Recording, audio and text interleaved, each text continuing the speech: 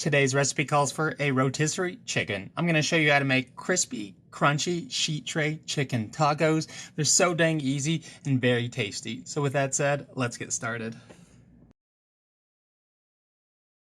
The first thing we need to do so we can start these easy but delicious tacos is preheat the oven box. Set the temp to 425 Fahrenheit or 218 degrees Celsius. First, start with our tomato salsa. Using a food processor or a blender, dump in 1 can of diced tomatoes, which is 14.5 ounces or 411 grams worth of this fruit. Following the red stuff, dump in 1 whole little can of green chilies, which is 4 ounces or 113 grams of this green stuff. To bring even more flavor to the table, we'll add in some spices. Sprinkle in 1.5 teaspoons granulated garlic. Follow that up with 1.5 teaspoons onion powder. Then blitz everything together until it's a smooth consistency. Give it a quick taste test and adjust the seasoning as needed with salt and other spices. Don't be afraid to add salt, it will really help enhance the tomato. Once you've made it to your liking, set that business aside. For our next dipping side, snag a medium-sized holding device and a medium-sized avocado. You should always wash/clean your avocado before you cut them. People touch the outside, which means the blade of your knife comes into contact with that nastiness. Then the blade touches your avo, so yeah, you're welcome. Anyways, split the expensive fruit into 2 and toss the pit out. After it's been split, transfer it over from one holding device to another by simply scooping it out using a spoon. Mash the healthy fat using a fork. You can make it into your desired consistency, either smooth, chunky, or whatever your little heart desires. We'll keep it simple and just season things with a few fat pinches of coarse ground kosher salt. This is another one of those items where salt really elevates the goodness. When it's made to your liking, make everything into one even layer.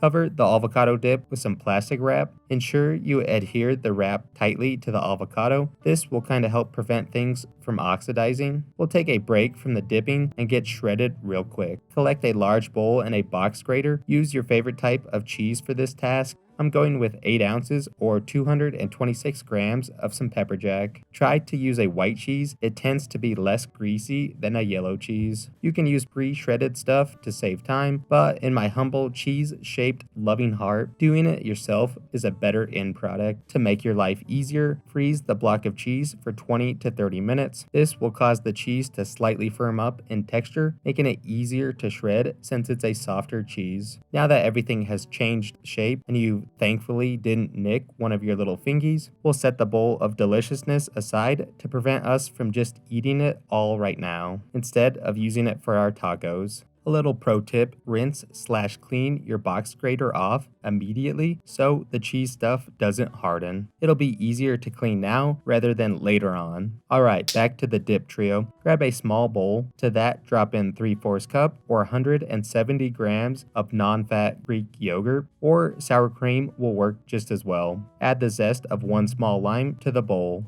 Ensure you avoid hitting the white part, it's bitter in taste. If using a microplane, run your finger down the backside. Zest always gets stuck here, and we need to knock that stuff loose. Any Hoosiers, whisk your face off to combine the zest and yogurt together. Season it with a little pinch of salt. If you want a stronger lime flavor, add part or all the juice from the citrus fruit to the bowl. Give it another taste test and adjust as needed. Now it's time to move on to the main component of the dish. Grab 1 whole rotisserie chicken and a large bowl. This is pretty easy stuff. Start by taking all the skin off the chicken, eat it, or do whatever you wish with it. Now simply pull the chicken off the bone and shred it into your bowl. Ensure you get all the protein off. We do not want to waste anything. You can keep the dark meat separate from the white meat or mix it all into one like I did. Of course, this will be way more chick than we need. You can make a lot of tacos or use it for different meals or even for meal prep. Once everything is in the bowl, go through it all to shred it into smaller pieces while also checking for bones or any other undesirable pieces of meat. When everything has been double checked and shredded into finer pieces, portion out 8 ounces or 225 grams of chicken. This will be enough to make 12 tacos. Now we need to make a little spice mix. Use your favorite flavor additives when making your mix. In a small container, add in 2 teaspoons granulated onion, 2 teaspoons granulated garlic, garlic, a quarter teaspoon chili powder, and lastly 1/8 teaspoon cumin. Give the spices a quick mix up until everything is in one dusty mess. Taste and adjust the flavor profile as needed. Before we sprinkle it over our chick to help our spices stick, squeeze a little bit of lime juice over everything. Give it a quick mix to spread the juices about. Following that, add little sprinkles of the spices at a time. Then give it all a good mix up.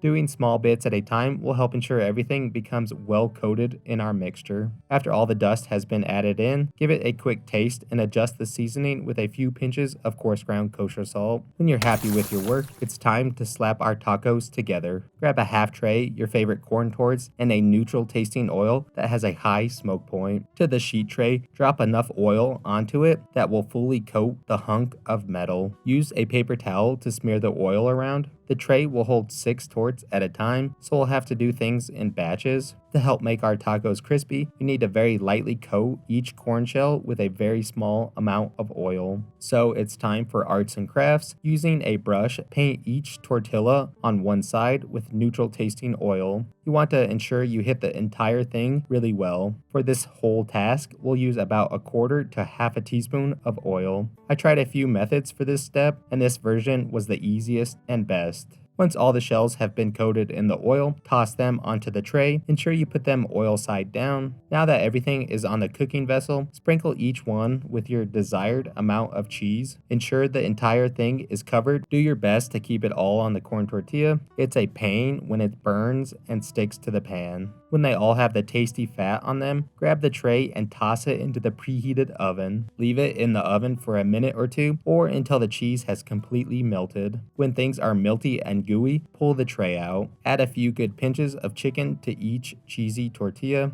Put it on one side of the tort, leaving the other side empty. Do your best to add the same amount of protein to each taco for the best consistency. When the chick has been added, fold the empty side onto the other side. The melted cheese will help keep the tacos sealed shut. When they've all been filled and folded, snag the hot tray. Huck that bad boy into the hot baking cube. Set it on the middle rack for the best results. Bake the tacos for 10 to 12 minutes or until they become golden brown in color and have become crispy in texture. Times may vary depending on how hot your little oven runs. If you want to check their doneness, pull the sheet out and tap the tops of the tacos. They should feel firm, crunchy, and crispy in texture. When they've reached your likeness of crunchiness, pull those things out of the heat. Allow them to rest on the tray for around 4 to 5 minutes, then transfer them to a wire rack. Repeat the same steps as before until all of your tacos have been made. If you want to make your tacos even more bougie and tastier, after they've been folded shut, add a small sprinkle of cheese to the top, so when they are baked, they will become melty and delicious. When you've successfully accomplished making your tacos, it's time to plate this business up. Snag your favorite eating saucer and 3 little dip holding devices. This is going to be super hard to plate, but scoop out your desired amount of each dip. Give the yogurt a quick mix before you plate it, because the liquid tends to come to the top if it's been setting for a while. Gently place the tacos onto the plate. If you want to make things look extra good, garnish the tacos with some fresh chopped cilantro and some chopped onion, and also add a small little lime wedge. Make these for Taco Tuesday or serve them for a party you're hosting, because that's how quick and simple they are to make. Whatever you decide to do, just enjoy.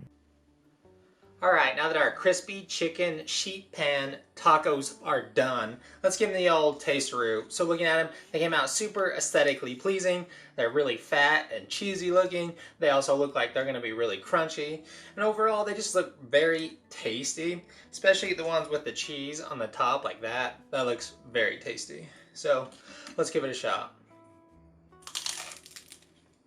These things came out so dang good.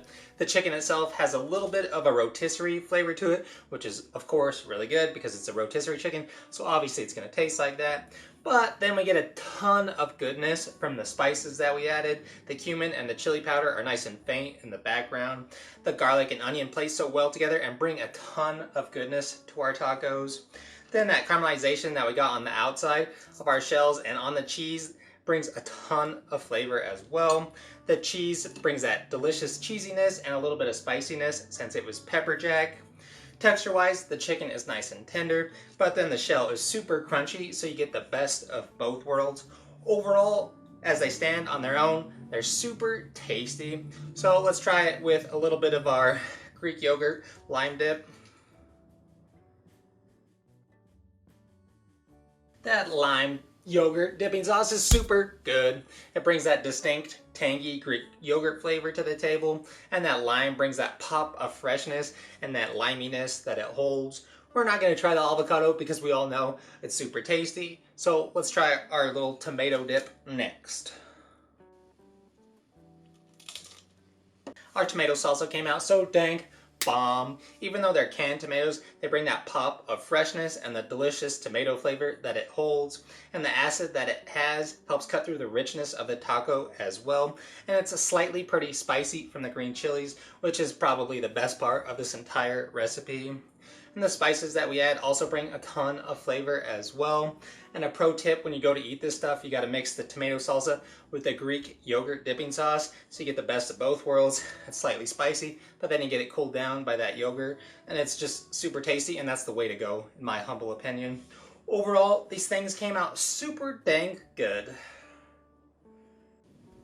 This recipe is super simple to slap together, and of course you can make everything from scratch and it'd probably taste better, but nobody has time for that. This is an easy weeknight meal, and you can pretty much make them any which way you want. Maybe use a different type of cheese, or add even more chicken, or use different spices in the chicken mix.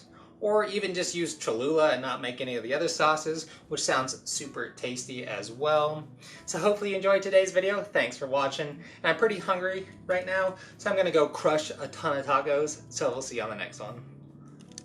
Crispy chicken, sheet pan, something or another. Onion and garlic powder. Distinct Greek yogurt flavor. Goodness gracious sakes alive, all you say is goodness. The rotisserie, that lime,